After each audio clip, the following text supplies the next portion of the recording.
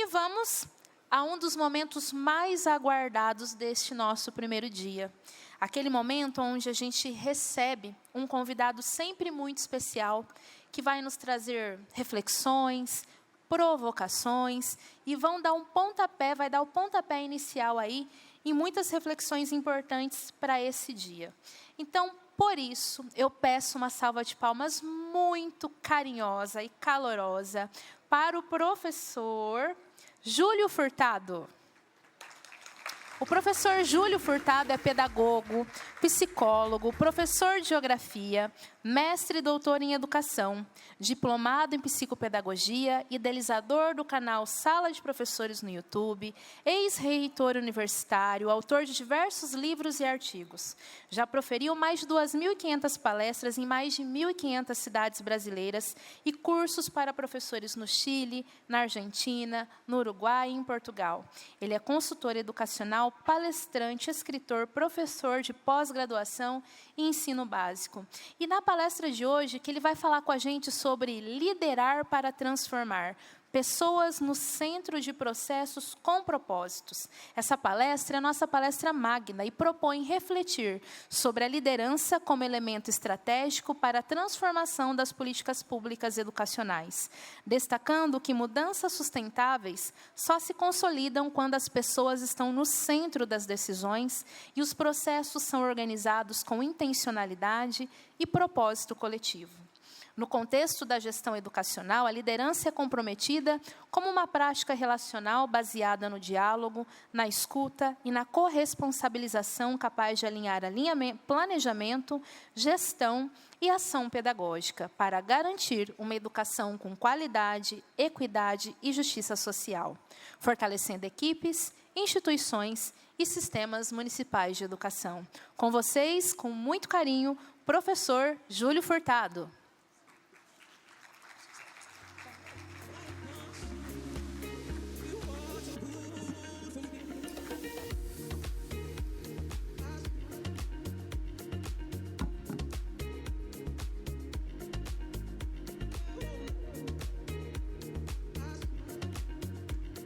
Boa tarde. É uma alegria imensa poder estar aqui diante dos grandes líderes da educação paulista e uma responsabilidade não menor que isso, com certeza. Mas eu quero começar com uma reflexão que eu acho bastante importante. Há alguns anos, conversando com uma secretária municipal de educação, eu ouvi uma frase que eu nunca mais esqueci. Ela me disse assim: professor, eu passo o dia inteiro resolvendo processos. E, às vezes, termino o dia com a sensação de que não cuidei de criança nenhuma. E essa frase, ela me atravessou profundamente, porque essa frase revela o grande paradoxo da liderança da educação. Quanto mais o sistema cresce, quanto mais a estrutura se amplia, maior é o risco, do propósito acabar desaparecendo, porque os processos começam a se multiplicar, a burocracia começa a tomar conta e a gente começa a ter aquela sensação de que não consegue mais fazer a conexão dos nossos afazeres diários com a consequência maior, que é chegar lá na ponta e ter um efeito na vida, verdadeiramente na vida das crianças e dos adolescentes. E a gente sabe, acima e além de qualquer coisa, que nenhuma planilha nunca alfabetizou ninguém. A gente sabe, acima de qualquer coisa, que nenhum fluxo administrativo sozinho nunca reduziu desigualdade e que nenhum organograma jamais transformou uma escola. Então, muitas vezes, temos que nos debruçar sobre os organogramas, temos que enlouquecer para finalizar uma planilha e o processo acaba obscurecendo o grande propósito no final das contas. E é exatamente por isso, que a gente faz a pergunta que talvez justifique toda a nossa fala inicial aqui hoje, que é exatamente essa. A pergunta que nos diz assim: como é que a gente pode liderar sistemas municipais de educação, mas da forma que as pessoas estejam no centro e os processos existam para servir ao propósito maior da educação pública? E que propósito é esse? Garantir a aprendizagem, garantir a equidade, garantir futuro, enfim. definitivamente eu não vou conseguir ficar aqui preso a esse púlpito. Peço licença a vocês, o meu TDAH não permite isso. Eu tenho que me movimentar. Então, na verdade, essa é a grande pergunta que a nossa fala pretende responder, né? E a nossa fala tem como título essa belíssima frase aí que nos deram de presente: liderar para transformar. Pessoas do centro, processos com propósitos. Onde é que pretendemos chegar? Como é que a gente pretende abordar esse tema? De que maneira que a gente estruturou aqui esses nossos instantes de reflexão? A gente pensou em 3 momentos. A gente pensou em começar falando da liderança em si, né? Dando ênfase para a liderança fluida. A gente já vai entrar especificamente nesse aspecto. Um segundo momento é falando sobre os processos com propósito e sobre o nosso grande desafio de como manter os propósitos nos processos, né? Como manter as pessoas antenadas com o resultado que as ações precisam produzir, né? Como não deixar o automatismo tomar conta dos processos, o que com certeza cega as pessoas com relação ao propósito. E por fim, uma terceira e última parte, onde a gente vai falar um pouquinho sobre as dores de ser líder. E a gente sabe que elas existem, né? E claro, com alguns remédios. A ideia é a gente também falar, né, de algumas possibilidades de remédio, né, e não apenas ficar aqui enumerando dores. Então, vamos ver se a gente consegue cumprir essa agenda. Vamos começar, então, falando um pouquinho de liderança, né, revisitando um pouquinho alguns conceitos que eu acho que são fundamentais sobre essa ação que todos nós desenvolvemos, que é a ação de liderar, mas que para a qual muito poucos se preparam. A gente acaba liderando na base da crença, né? Como a gente se prepara pouco especificamente para liderar, a gente lidera com reminiscências de líderes que já povoaram a nossa história e que deixaram plantado em nós alguma referência de liderar. Então, não é pouco frequente que a gente lembre, né, de uma secretária de educação com quem trabalhou, uma diretora de escola com quem trabalhou, e como que ela agia em determinadas situações. E acabe importando, né, muitas vezes, essa atitude numa ação vivencial, apenas vivencial. Então, começando a fazer uma pequena revisão, que eu acho que é uma revisão necessária sobre o ato de liderar, né, para todos nós. Vamos revisitar rapidamente aqui o conceito da liderança e seus corolários, né? Começando sobre algumas distinções conceituais que eu acho fundamentais. Nós somos líderes, mas também somos gerentes. E de um tempo para cá a gente se chama de gestores, né? Estamos falando de 3 palavras muito utilizadas entre nós, né? Gestor tem sido a palavra a preferida, a escolhida ali para nos designar. E somente começando a revisão por aí. Liderar, qual é a essência desse verbo? O que significa liderar? Significa perseguir a excelência. E o que significa perseguir a excelência? A essência de liderar tem a ver com um certo inconformismo. O líder, no fundo, ele é um inconformado. É aquele que acredita sempre na possibilidade da melhora, na possibilidade do desenvolvimento. É aquele que parabeniza sua equipe pela realização de um projeto, é aquele que dá um brinde, que leva a equipe, né, para um momento de comemoração, mas que assim que pode diz assim: o que faremos para que o próximo projeto seja melhor ainda? O líder é um insaciável. A essência do liderar ela acumula essa sensação de que a excelência tem que ser atingida. O líder, ele persegue sempre a excelência. Gerenciar é um conceito mais ligado ao fazer, né? Gerenciar é cuidar para que os processos funcionem. Eu costumo dizer que o gerente é o primeiro a chegar e o último a sair. O gerente é aquele que toma providências para que as coisas aconteçam como devem acontecer, né? Eu costumo falar muito para diretores de escola, então eu sempre lembro, o diretor que gerencia muito bem, ele chega mais cedo e sai mais tarde, e o que ele faz? Ele verifica se as coisas estão sendo providenciadas, né? Já está tudo ok, né? A merenda já está sendo feita, as salas estão limpas, os professores todos chegaram, o material tem para todo mundo, já verificou isso. Uma das coisas que o gerente mais faz é checar. Ele supervisiona, ele checa, ele vê se está tudo no lugar. Ele vê se as coisas estão preparadas para que o processo funcione. Então, gerenciar é isso, é cuidar para que os processos funcionem. Eu sei que alguns de vocês podem estar com a estranha sensação, ouvindo isso, de que acho que no fundo eu sou um gerente.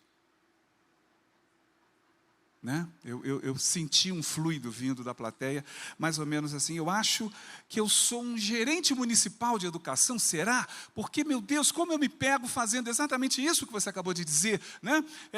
Cuidando para que os processos funcionem. Pois é, se você se sentiu assim, não fique triste. Se você se sentiu assim, você pode ter certeza de uma coisa, que bom que você gerencia bem, né? Porque só em a gente garantir que os processos sejam bem gerenciados, nós já estamos garantindo, eu diria aí, uns 60% da probabilidade desses processos atingirem os seus resultados. E gerir? Gerir é uma mistura dos dois. Gerir é liderar e gerenciar ao mesmo tempo, né? Então, se você cuida para que os processos funcionem, mas ao mesmo tempo você desafia esses processos, você persegue a excelência, né? Você tem um olhar que é um olhar de possibilidade daquilo ser melhor ainda, né? De procurar ver como é que a gente pode subir mais um degrau. Como eu disse inicialmente, a essência do ato de liderar, ela está no inconformismo com o resultado, né? Um líder que se conforma com o resultado, ele deixa de ser líder. Ele pode até continuar sendo um gerente, mas para ele se auto-intitular líder, ele tem que sempre olhar para o resultado com uma possibilidade de subir mais um degrau daqui a pouco. Então, por que somos chamados ultimamente de gestor? Porque exatamente essas duas coisas precisam caminhar juntas. E aí a gente olha para dentro de nós, e eu convido cada um aqui para olhar, e verificar se dentro de você, o que é maior dentro de você? O que tem maior dentro de você? Um líder ou um gerente? Né? Ou, de repente, você é um dos agraciados ou uma das agraciadas que tem esses dois componentes na mesma intensidade. Isso é maravilhoso. Eu tanto gerencio bem quanto lidero bem. Eu, particularmente, tenho o líder alguns graus acima do meu gerente. Eu não sou um bom gerente, né? Eu não gerencio bem. Eu não me identifico muito com rotina. E o gerente precisa se identificar com rotina, né? O gerente precisa ser essa pessoa que lida bem com a rotina. Eu reconheço as minhas defasagens enquanto gerente. E o que eu faço? Eu procuro sempre me cercar de pessoas que são boas nisso. Eu procuro sempre, o tempo que eu tive na universidade como reitor, eu tinha como assessores excelentes gerentes, exatamente pela minha consciência de que eu não faço isso muito bem, né? O gerente, ele não larga a agenda, né? O gerente, ele sabe o nome de todo mundo, ele sabe os detalhes de tudo, ele toma nota de tudo, e eles não me deixavam esquecer de nada, né? Então era estratégico tê-los perto de mim, né? Agora, eu sou aquele que, o líder, no fundo, ele perturba um pouco, né? Eu vivia sempre perturbando os meus assessores no sentido de que, será que não dá para a gente fazer de uma forma diferente? Né? Será que não dá para a gente tentar e ousar fazer de um jeito? Porque aí mora a essência da liderança. A ousadia de buscar resultados melhores sempre, né? Segundo elemento dessa revisão, rápida revisão necessária sobre liderança. Os 3 pressupostos. Do que estamos falando? Para eu ser líder, é preciso que eu tenha esses 3 pressupostos, né? Então, nesse momento, eu sugiro que cada um olhe para dentro e verifique se os 3 pressupostos estão presentes em você. O primeiro deles, coragem para ousar superar resultados em conformidade. Do que eu estou falando? Eu estou falando do seguinte: coisas vão bem na sua rede, processos funcionam na sua rede, na sua secretaria, porém, eles também precisam ser desafiados. Não é porque eles funcionam bem que tudo bem, não. Liderar significa provocar os processos, provocar as pessoas. Então, a gente tem que ter coragem para ousar desafiar até uma coisa que está funcionando bem, porque ela está simplesmente funcionando bem, mas ela pode funcionar melhor, né? Mas ela pode dar um resultado melhor. Então, muitas vezes, por que essa coragem precisa estar em nós? E ela é a essência do liderar. Porque sem coragem, a gente acha que porque um processo e uma coisa está funcionando bem, ela não precisa mais ser desafiada. Segundo pressuposto para que eu seja um líder, para que a liderança realmente possa acontecer através das minhas mãos: competência técnica de liderança. E aí vem uma dúvida que muita gente tem. Quais são as competências técnicas de um líder? Para eu ser líder, eu tenho que ser competente em quê? eu sempre enumero três competências técnicas. Para eu liderar, eu tenho que ter competência de conhecimento, competência de avaliação e competência de ação. Do que estamos falando quando a gente enumera essas três competências? Competência de conhecimento é muito simples, eu preciso conhecer o que eu lidero. Né? Se cada um aqui for convidado a liderar um frigorífico, como eu sempre digo, a partir de amanhã você vai ser diretor-geral de um frigorífico, eu acredito que você vá arrepiar de medo, exatamente porque a minha primeira incompetência seria essa. Eu não conheço os processos de um frigorífico. Eu não conheço como funciona o frigorífico, a única coisa que sei é que lá congela a carne, ponto, e é tudo. Agora, como funciona, quais são os processos que integram o bom funcionamento de um frigorífico? Não sei. Se eu tiver que liderar eu estou perdido. Né? Eu sou um sério candidato à incompetência de cara, porque eu não conheço esses processos. Segunda competência técnica fundamental para eu liderar, a avaliação. E do que fala a competência de avaliação? Ela fala do seguinte: eu sei avaliar quando um processo não está funcionando bem? Eu acho que a gente precisa se perguntar bastante isso. E às vezes, estando de dentro, a gente acaba se embriagando com o dia a dia. Isso é uma das grandes questões que a psicologia trata, né? Quando a gente está inserido num processo, num contexto, né, num sistema, a gente fica meio que cego. A gente percebe o que está fora do lugar na casa dos outros. Mas na nossa casa, muitas vezes, a gente precisa da visita de alguém para nos dizer. Né? Durante muito tempo, eu tenho um programa de formação de diretores escolares, de líderes educacionais, mas muito voltados para gestores escolares, em que, nesse programa, um dos ápices do momento desse treinamento é onde a gente faz o troca-troca de escola.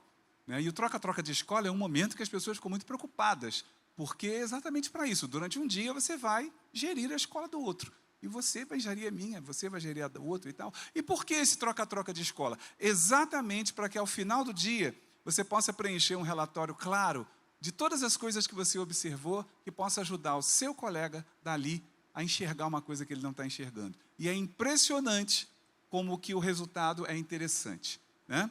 No dia da troca e da entrega dos relatórios uns para os outros, o que a gente mais ouve, né, nesse curso é assim: mas é verdade, como é que eu não tinha visto isso? Né? Porque a gente se habitua. Então, qual é a minha competência técnica de avaliação? É a minha habilidade de perceber o que não está funcionando bem na minha liderança, na minha equipe, no meu processo, na minha rede. Agora, para isso, geralmente, a gente precisa de um certo olhar diferente. Não especificamente do olhar de quem está de dentro. E a terceira competência técnica fundamental a um líder é a competência de ação. E o que fala a competência de ação? Bom, eu conheço aquilo que eu lidero, eu sei avaliar se aquilo está funcionando bem, e eu sei o que fazer quando algo não está funcionando bem. Essa é a competência de ação. Eu sei que providências tomar quando algum resultado não está na conformidade. Né? Claro que a gente não vai saber de tudo. Outro dia eu ouvi uma coisa muito engraçada de uma secretária de educação, falando: eu nunca imaginei que eu fosse ter que entender de bitola de pneu de ônibus. Né? E isso é uma grande verdade. Ela falou: eu nem sabia que existia bitola de pneu de ônibus. Né? Então, é uma grande verdade. E aqui não vai, né, não ouçam esse que vos fala, dizendo que você tem que desenvolver todas as competências de conhecimento daquilo que você lidera. Eu acredito que é quase que impossível. Agora, ter uma grande clareza de todos os processos você precisa ter. Foi o que eu disse para ela. Você não precisa entender de bitola de pneu de ônibus. Agora você precisa entender o que é, né? Por que ela é necessária, qual é a importância dela, né? E para que ela serve. Ponto. Para por aí.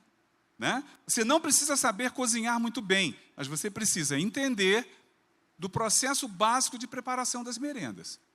Do processo higiênico, do processo nutricional, precisa. Por quê? Porque sem conhecimento a coisa vai ficar bem complicada. Né? E essas três competências, prestem bem atenção, eu preciso estar sempre olhando para dentro de mim. Tem alguma coisa que eu não estou... Por exemplo, no momento eu estou debruçado sobre o tal do ECA digital. Estou debruçado. Né? Para quê? Para entender. Preciso entender disso. Eu percebi claramente que alguma coisa está ameaçando a minha competência de conhecimento. E o tempo todo, nós temos um tipo de liderança que é ameaçado o tempo todo por algum novo conhecimento, porque ele está surgindo o tempo todo e não para de surgir. Então, a gente não pode parar de estudar, a gente não pode parar de pesquisar, ou de se cercar de pessoas que entendam bem desse processo. Eu faço muito isso, né? Eu peço muito a ajuda de pessoas que entendem bem e falo assim, por favor, explica como se fosse explicar para uma criança de 4 anos. Né? Aí a pessoa explica, entendi a base. Agora, a partir disso, eu acho que eu posso caminhar um pouco mais. E o terceiro item, que eu chamo de revisão necessária sobre liderança, são as dimensões da liderança. Você lidera pessoas, você lidera processos. Então, para pensar numa coisa assim muito interessante, né? Eu lidero pessoas, eu lidero processos, mas, essencialmente, quando eu lidero principalmente pessoas, o que a gente tem que entender? Quando eu lidero pessoas, eu estou liderando ao mesmo tempo três dimensões nessas pessoas. Eu lidero o conhecimento dessas pessoas, a habilidade dessas pessoas e a atitude dessas pessoas. O que significa liderar o conhecimento? Significa eu me preocupar com o seguinte: as pessoas a quem eu lidero têm conhecimento suficiente para fazerem o que elas têm que fazer? A gente sabe que muitas vezes a nossa equipe ela tem uma formação muito heterogênea, né? Até porque, infelizmente, nem todo mundo que compõe a equipe da Secretaria de Educação está ali por aprovação e comprovação de competência técnica. Né? Silêncio reflexivo. Então, como a gente sabe que isso não acontece, a gente não... Respondam agora essa pergunta. Todas as pessoas que compõem a equipe que você lidera têm o conhecimento suficiente para fazerem o que estão fazendo? Aí a gente fica assim, não sei, eu acho que não. Né? E qual é o meu papel como líder diante dessa constatação? Eu preciso promover formação continuada, eu preciso promover curadoria. E curadoria, o que é? É você buscar material, de preferência material objetivo, pode ser vídeo, um texto, um curso, né, uma live, e encaminhar para aquela pessoa. Assiste isso, depois a gente conversa. Né? Dá uma lidinha nisso para depois a gente bater um papo. É isso que é ser curador. É você seguir com os olhos em alerta para tudo que você possa achar que é importante para alguém da sua equipe e ir encaminhando. Né? Assiste isso, lê isso, depois a gente vai conversar sobre isso. Né? Isso é ser curador. Né? É um pesquisador antenado o tempo todo. Então, eu lidero conhecimento assim. Como é que eu lidero habilidade? E a habilidade é o como fazer. Né? Todas as pessoas que você lidera sabem fazer aquilo que elas estão fazendo? Né? Ou você percebe, você tem consciência que você lidera pessoas que não têm muita habilidade naquilo que estão fazendo, embora seja essa a tarefa delas. Né? Logo, quando eu falo de liderar habilidade, eu estou falando de oficinas, estou falando de tutoria. Oficinas por quê? Eu preciso me preocupar. Quem não está sabendo fazer bem aquilo que faz, quem não tem muita habilidade, eu preciso providenciar que essa habilidade aconteça. Né? E aqueles que, mesmo com oficinas, mesmo com treinamento, não desenvolvem bem, aí a tutoria, não tem jeito. A tutoria é alguém do lado, pegando na mão. Né? Treinando mais com afinco. E por fim, eu lidero a atitude, que é a dimensão mais fácil de todas, eu tenho certeza que vocês concordam comigo, que é liderar o querer das pessoas. Isso é muito simples. Né? Ou seja, do que eu estou falando? Muita gente tem o conhecimento suficiente, sabe fazer, tem a habilidade, mas não quer. Né? E aí eu pergunto, como é que eu lidero a atitude? Como é que eu lidero a atitude do outro? Né? E é claro que, de maneira cínica, eu acabei de dizer que é a dimensão mais simples. Concordam que é a dimensão mais simples, liderar a atitude? Claro que não. Óbvio que não. Liderar conhecimento, beleza. A gente providencia. Liderar habilidade, beleza. A gente treina. Agora, e liderar a atitude? Beleza, a gente voa no pescoço? Né? Beleza, a gente manda para aquele lugar, a gente grita, a gente fala alto quando não quiser fazer. Né? Vocês conseguem identificar na equipe de vocês pessoas com competência de conhecimento, com competência de habilidade, mas que quando chega lá na atitude, a coisa fica complicada? Né? Isso é muito comum em cidades de vários outros países da África Ocidental, em que, pasmem, lá existe uma questão assim, se por acaso tem alguém na equipe que é uma espécie assim de opositor político, faz de propósito errado para prejudicar. né? Ou seja, e muitas vezes, né? Ou seja, tem o conhecimento, tem a habilidade, mas é esquematicamente montado para que aquilo saia errado. Logo, liderar a atitude eu diria, com certeza que é o maior desafio de qualquer liderança. É liderar o querer das pessoas. Tem um conceito de liderança que eu gosto muito, que ele é simples, né? É legal a gente lidar com conceitos simples. O que é liderar? Simples. É fazer as pessoas a fazerem o que tem que ser feito, do jeito que tem que ser feito, na hora que tem que ser feito. Só isso? Só isso. O conceito é simples, mas vai lá e faz. Né? O que mais atrapalha liderar, então? Que é fazer as pessoas fazerem o que tem que ser feito, do jeito que tem que ser feito, na hora que tem que ser feito. O que mais atrapalha? A liderança de atitude. Não é a de conhecimento, não é a de habilidade. Né? Então, é essa que nos freia. Bom, uma vez aí passando pela revisão necessária, eu queria que a gente parasse para responder uma pergunta até que vem antes dessa aí. Né? Qual é o principal... eu já dei spoiler, né? Júlio César, puxa vida. Eu dei spoiler, agora eu vou responder, vamos responder direto. A pergunta era, qual o principal papel do líder? Se você tivesse que escolher o principal, o líder tem que fazer o quê? Né? Qual o principal papel do líder?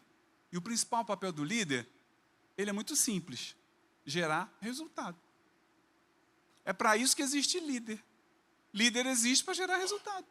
Só, simples assim. A gente pode escrever papéis super rebuscados ali, de forma super fundamentada bibliograficamente, vai ficar lindo. Ficam uns 3 parágrafos ali definindo o papel do líder. Mas eu resumo ele de maneira bem clara. Líder, o principal papel dele é gerar resultado. E o que significa gerar resultado em educação? Gerar resultado em educação significa fazer com que os alunos aprendam, né? Promover aprendizagens. Né? Fazer com que a aprendizagem aconteça lá no final das contas. É esse o principal resultado, é esse o resultado que a gente precisa gerar. E como é esse o resultado que a gente precisa gerar, tem uma questão que é assim, quer ver? Vamos parar e pensar um pouquinho. O que a gente pensa sobre ser líder? Vocês já ouviram, ou algum de vocês já falou assim, eu não sirvo para ser líder. Eu já ouvi muita gente usando essa expressão, eu não sirvo para ser líder. Né? Quem é que serve para ser líder? Quem fala isso pressupõe a crença naquela ideia de que a liderança ela é inata. Alguns nascem com essa habilidade, alguns nascem com essa tendência, né? Com essa competência, outros não, e não há o que fazer. Todo mundo sabe que essa ideia já foi abandonada há muito tempo. Todo mundo sabe aqui, eu tenho certeza que todo mundo sabe, que liderança já se constitui há 3 décadas uma área científica específica de estudo. Então existem pesquisadores, sociólogos, psicólogos, filósofos pelo mundo inteiro estudando esse fenômeno chamado liderança. E conclusões já foram especificamente elaboradas em cima de pesquisas claras. É possível desenvolver as habilidades de liderança. Então, já pode jogar no lixo essa ideia de que nasceu para ser líder. Por sinal, existem até pesquisas comprovando que aquilo que a gente atribuía às crianças, adolescentes, jovens, que a gente dizia assim, isso vai ser um líder, olha só como é que ele tem, né, uma vontade forte, olha como é que ele domina os coleguinhas, olha como é que ele organiza as brincadeiras, isso já nasceu líder. Existem pesquisas que já provam que essas tendências e essas competências atrapalham muito a liderança lá no final. Então, ou seja, pode jogar no lixo aquela concepção inata de liderança. Quem quiser pode se tornar um líder. E dentro dessa concepção, a gente acha o seguinte, de que maneira que eu vou liderar? Cada um aqui com certeza lidera de maneira diferente. Porque você tem uma personalidade diferente. E a nossa ideia de liderança é muito ligada à personalidade. Deixa eu falar de outro jeito. É mais ou menos assim. Cada um lidera de acordo com a sua personalidade. Se uma pessoa é muito afetuosa, carinhosa, afetiva, ela vai ser um líder afetivo. Se uma pessoa é muito decidida, uma pessoa energética, vai liderar de uma forma decidida, energética. Ou seja, a liderança é sempre uma consequência direta quase da personalidade. Está claro o que eu estou tentando dizer? a gente tem essa concepção de que liderança, né? Aí veio um cara que nós conhecemos muito bem, né? Um cara chamado Daniel Goleman, né? Da inteligência emocional.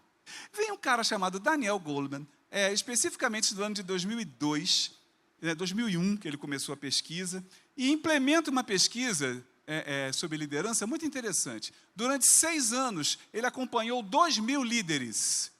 2.000 líderes acompanhados por 6 anos, nas suas ações, nas suas atitudes, nos seus resultados.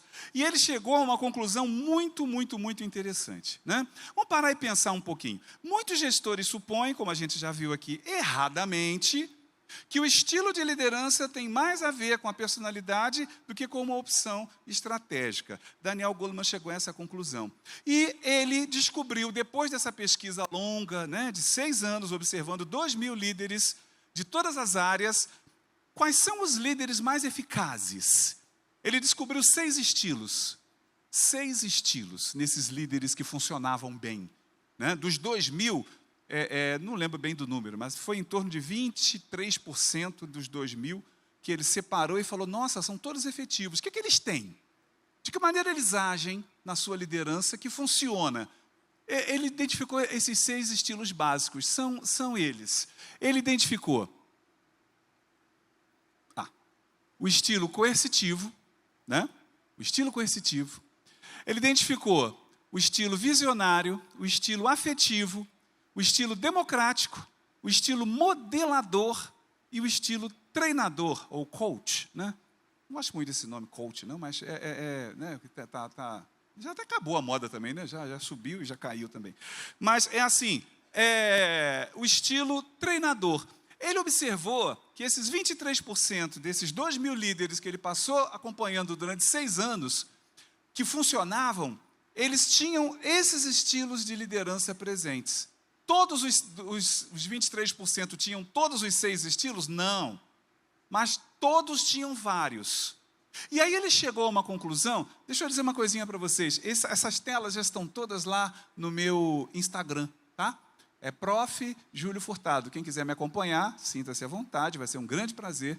Tá? Prof. Júlio Furtado, tudo junto, Instagram. Aí entra lá no link da bio, já está lá para você fazer o download lá de todas as telinhas aí que a gente está apresentando. Eu já coloquei lá a princípio, tá bom?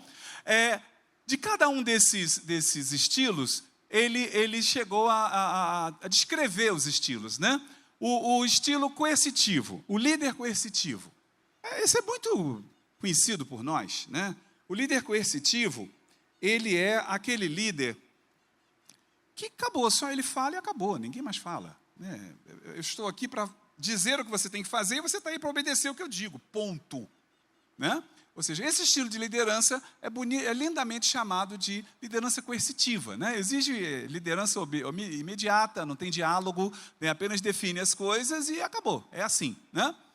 O segundo estilo que ele verificou é o estilo visionário. E o estilo visionário é aquele da pessoa que está muito preocupada em mostrar para as pessoas o porquê que elas precisam fazer aquilo. Onde que a gente vai chegar, né? Ou seja, construir a visão coletiva.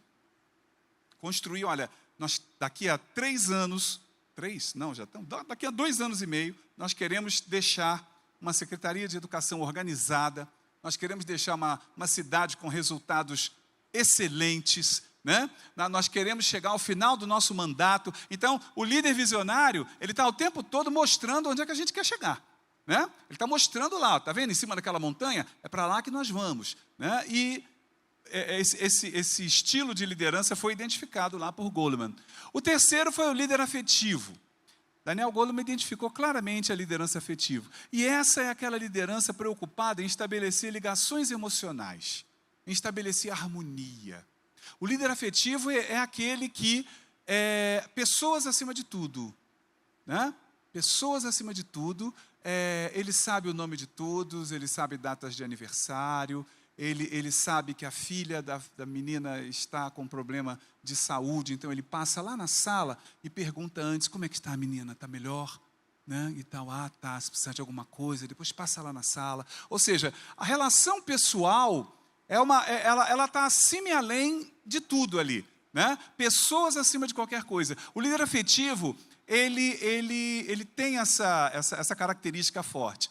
O Goleman observou também que um quarto estilo de liderança estava presente nesse pessoal aí que ele acompanhou durante 6 anos e que descobriu, né, que são efetivos como líderes. O líder democrático. Ih, Júlio, quem é essa pessoa? Ele constrói consenso através da participação. Pois é, o líder democrático, inclusive, ele faz parte da lei, né?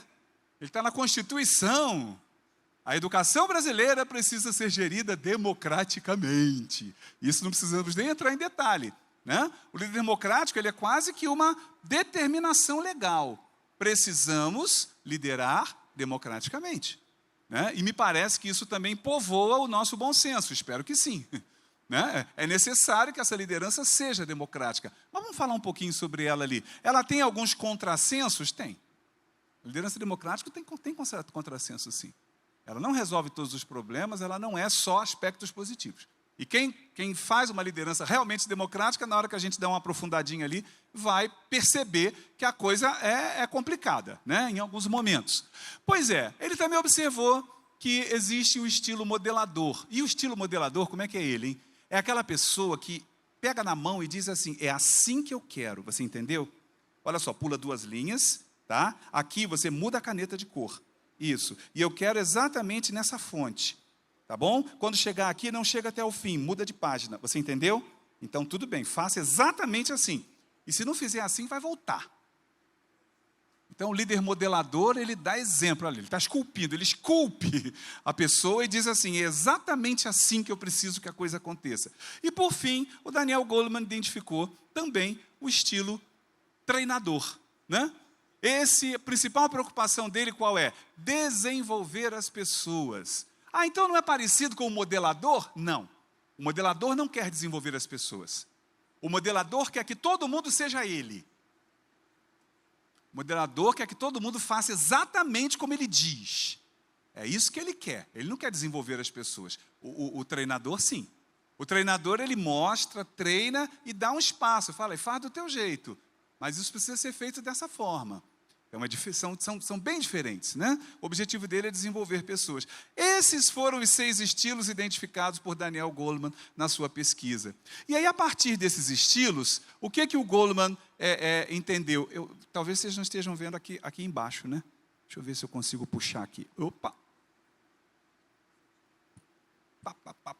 Tem rodinha? Não, não tem rodinha. Saiu um pouquinho?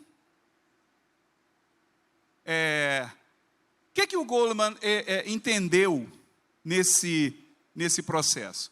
Ele entendeu o seguinte, que conclusão ele chegou nesse processo? Existem alguns estilos que, porque de repente a parte de baixo ele fica um pouco, que precisam estar presentes na nossa liderança. E ele chamou esse tipo de liderança, ele chamou esse tipo de liderança fluida. Por quê? A conclusão dele foi muito simples. Esquece esse negócio que para ser líder eu tenho que ter identificação de personalidade. Esquece isso.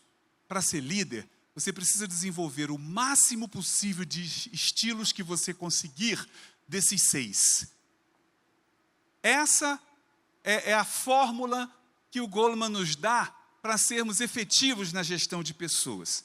Eu preciso ser o mais efetivo possível no desenvolvimento desses 6 estilos. Segundo Daniel Goleman, existem esses 6 estilos de liderança, e quanto mais estilos um líder praticar, maior será a sua efetividade. Líderes que dominam 4 ou mais estilos, especialmente esses 4 aqui, ó, o visionário, mostrar para onde está indo, o democrático, ouvir a opinião de todos, claro, o afetivo, preocupar-se, pessoas em primeiro lugar, e o treinador, aquele último, né? Que treina, mas não é para fazer uma réplica de mim, né? Contribuem para um clima e um desempenho melhores no trabalho. E os líderes mais eficazes alternam entre os estilos com flexibilidade de acordo com a necessidade. Logo, falando isso de outro jeito, segundo Daniel Goleman, para eu ter uma boa liderança de pessoas, eu tenho que desenvolver o máximo possível de estilos dentre esses 6. Perfeito se eu desenvolver os 6. É possível? Claro que é. Mas, Júlio, como é que fica? Eu sou uma pessoa tão afetiva. eu não vou conseguir ser um líder mais enérgico. Pois é, essa é a sua tarefa de casa. Olhar dentro de você, né, e ver onde é que estão os elementos dentro de você para você desenvolver os momentos em que você vai precisar ser mais enérgico, né? Você vai precisar ser um pouco diferente daquilo que você é na essência. Mas é isso que ele chamou de liderança fluida. Vamos aqui dar uma aprofundada rápida em cada um desses estilos, porque essa é a essência da gente sair daqui entendendo essa questão em nível de vivência, né, em nível de comportamento. Vamos lá, começando pelo líder coercitivo. O líder coercitivo, ele tende a funcionar em situações de urgência e com pessoas problemáticas. Ninguém nunca pensou em a coisa está pegando fogo, alguma coisa tem que ser feita agora, vamos reunir aqui um pessoal para ver o que todo mundo acha. Existem momentos da liderança que não dá tempo de ser democrático. E você já deve ter passado por esses momentos. Então, tem momentos que você vai precisar virar para a equipe e falar assim, gente, agora não. Agora não. Agora vamos fazer isso, isso, isso. Por quê? Porque é urgente. É urgente. Tem que ser resolvido. Não dá tempo. Você precisa desenvolver dentro de você os elementos que te levam a, de vez em quando, sim, ter que agir de forma coercitiva. Até porque a gente tende a ficar nos extremos, né? Jamais serei coercitivo. E por quê? Quem foi que demonizou a liderança coercitiva ao ponto de... A liderança coercitiva, de vez em quando, ela é necessária. Principalmente em situações de urgência. E qual outra situação que ela tende a funcionar com pessoas problemáticas? Você já liderou pessoas que só entendem a linguagem coercitiva? Pois é. Se você não sabe falar a língua coercitiva, dificilmente você vai conseguir liderar bem essa pessoa. Porque tem pessoa que é viciada na linguagem coercitiva, né? Tem pessoa, houve uma época em que eu não sabia muito ser coercitivo, não. E aí eu ficava sendo visionário, sabe? Eu ficava sendo afetivo, eu conto com você, porque afinal de contas, né, você e tal, e ficava, e nada, né? Até que eu cheguei e falei assim, olha só, ou você vai aprender a fazer dessa forma, ou você não vai estar mais aqui na equipe. Sabe? E aí, impressionante. Cheguei em casa mal à beça, quase não dormi, isso faz bastante tempo, quase não dormi, mas quando foi a minha surpresa? Funcionou. Funcionou. Algumas pessoas difíceis precisam de uma linguagem coercitiva. E a essência da liderança fluida, ela nos diz assim, você não pode ser uma coisa só não.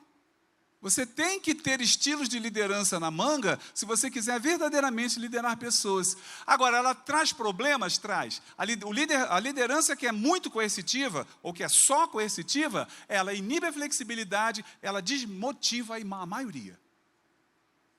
Ela desmotiva terrivelmente. Não tem diálogo. Então, não é adotar o estilo, mas é saber que você precisa ter o estilo na gaveta. Né? Por quê? Para simbolizar isso, eu digo assim, mais proximamente, quando a gente está discutindo com alguns secretários, algumas perto, em momentos de mentoria e tal, eu costumo dizer assim, você precisa ter um chicote na gaveta. Nunca use de preferência. Nunca use o chicote, não é para usar. Mas você deixa a gaveta entreaberta, que é para quando a pessoa estiver por perto, de propósito a gaveta entreaberta, ela olha e ela tem que sair dali pensando assim, ela tem um chicote. Ela tem um chicote. Eu vi, ela tem um chicote. Não tem não, ela tem, eu vi, está na terceira gaveta. E ela deixou aberta de propósito. Aí eu costumo dizer assim, é só para deixar aberta para dizer que tem, entende? Não pode ter certeza que você não tem chicote. Tem que saber que tem, está escondidinho. Né? Porque a liderança coercitiva, né, precisa funcionar em alguns momentos, né? Mas ela sozinha, ela desmotiva e inibe flexibilidades. A liderança visionária, né, o estilo visionário, tende a funcionar quando uma equipe está sem rumo. A equipe está sem rumo, né? Primeiro ano de gestão municipal, não tem como, a sua liderança visionária tem que ser no mínimo 50%. Você está chegando. Quem é você? De onde vem? Fazer o que aqui? Opa, vamos construir uma visão juntos? Tenho certeza que ano passado você passou plantando visão. É isso, né? Agora, se você for um líder demasiadamente visionário ou apenas visionário, você pode ter problemas. Principalmente com as pessoas experientes. As pessoas experientes, as pessoas que já têm uma trajetória, né?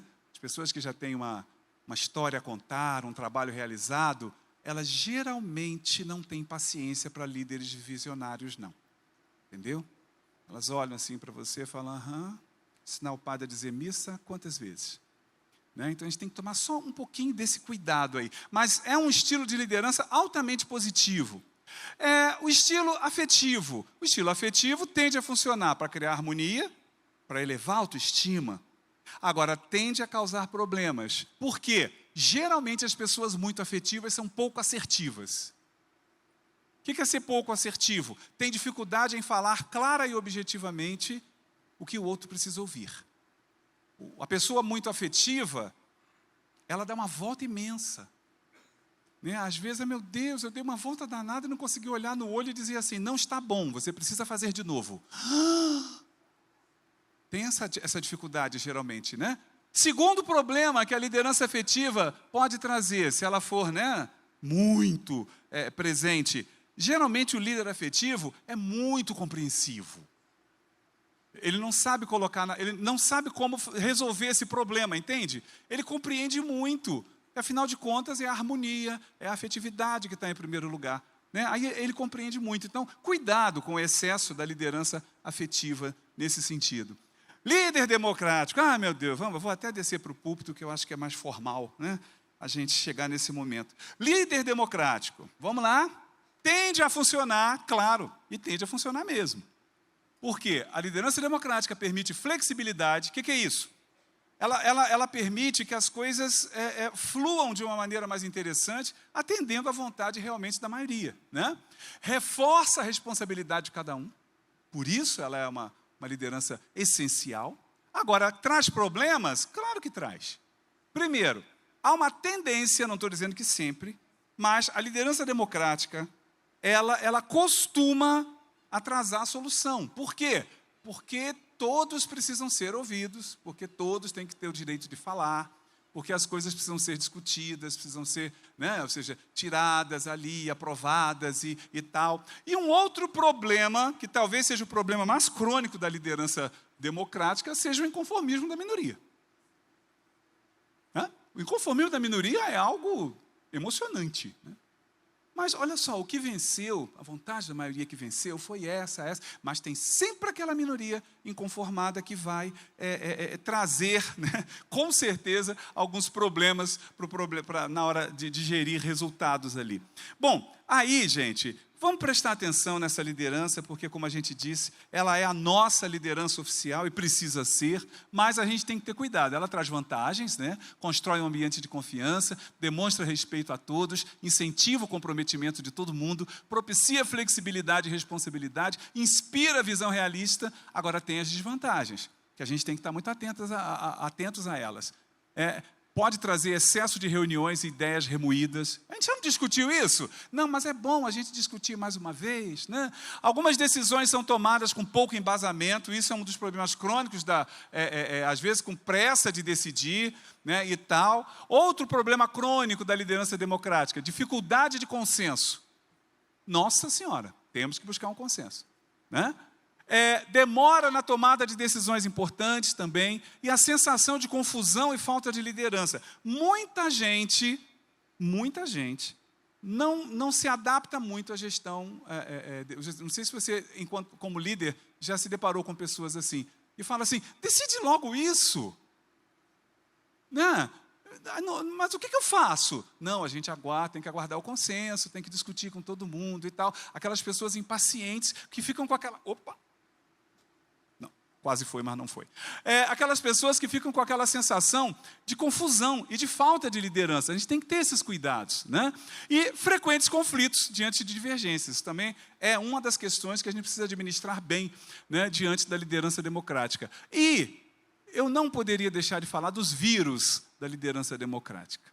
Tem 4 vírus que a gente precisa ficar muito atento. O primeiro, a contaminação político-partidária, que ela é um vírus horroroso, que nos desgasta, nos rouba energia. A desinformação sobre o assunto, a pessoa está ali, a pessoa tem legitimidade de decisão, mas o indivíduo não está nada informado sobre o processo, nada informado sobre a situação, né? Mas ele tem legitimidade, ele tem que ser ouvido. E aí começa aquele discurso vazio, aquela redundância, né?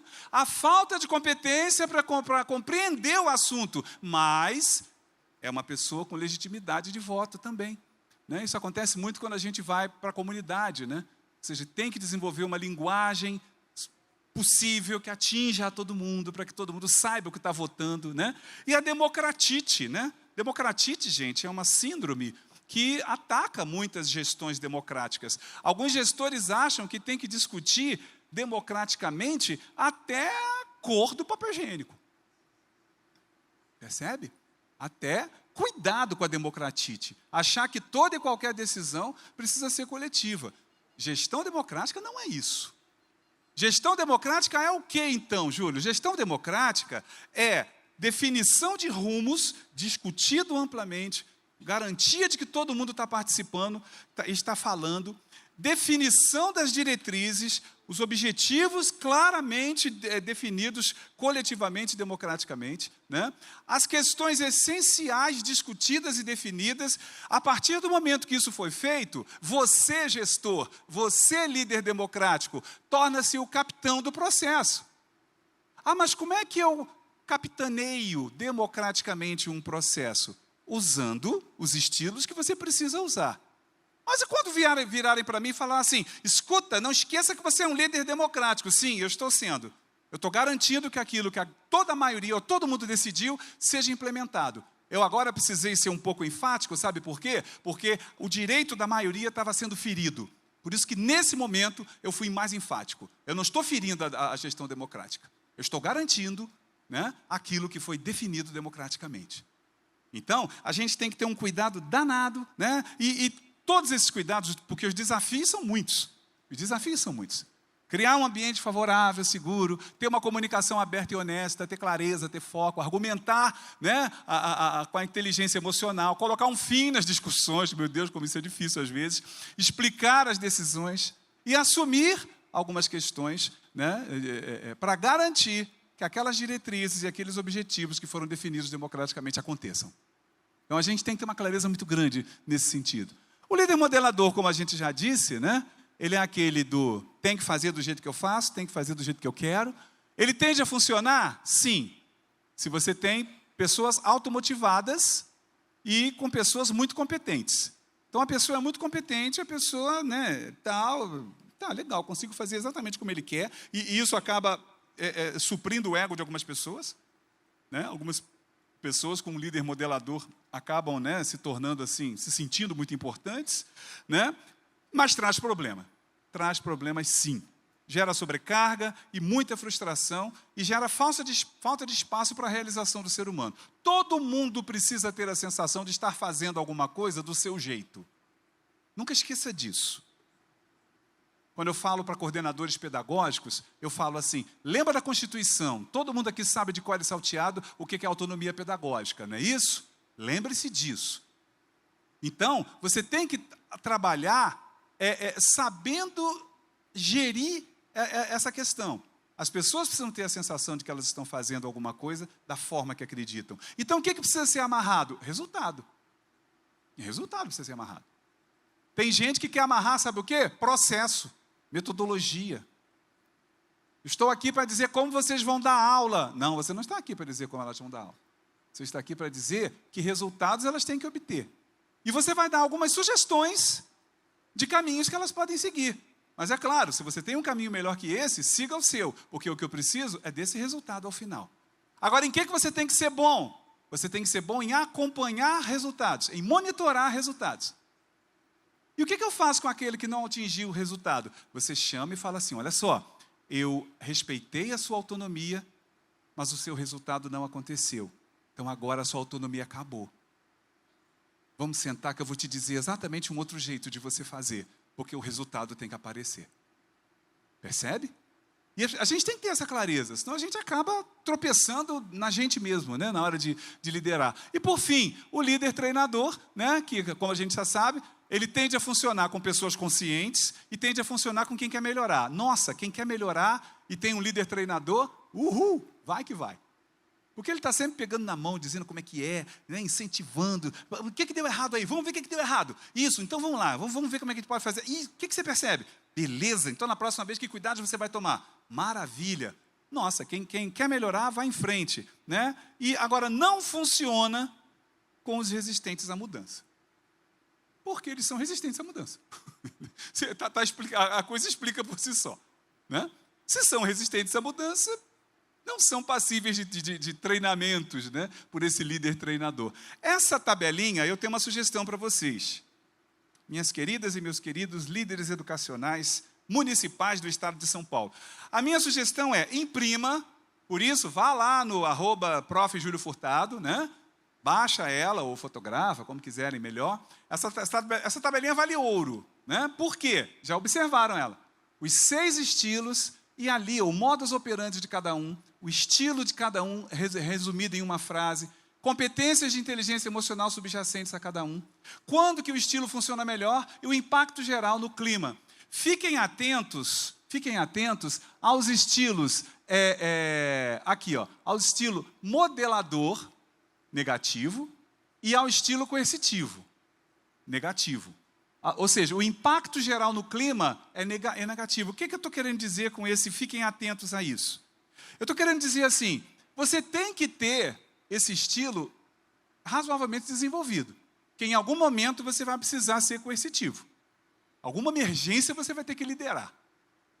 Então, agora cuidado, não adote ele como seu estilo preferido, porque comprovadamente o impacto no clima geral é negativo. Assim, da mesma forma, o modelador. Mas, Júlio, eu de vez em quando preciso ser modelador, eu tenho certeza que você já foi. Você já pegou uma pessoa que você liderou, sentou do lado, ensinou exatamente o que ela devia fazer e falou assim, não faz nada diferente disso, eu quero exatamente assim, tá bom? Vai lá e faz. Aí ela te trouxe você muito bem, é assim que eu queria.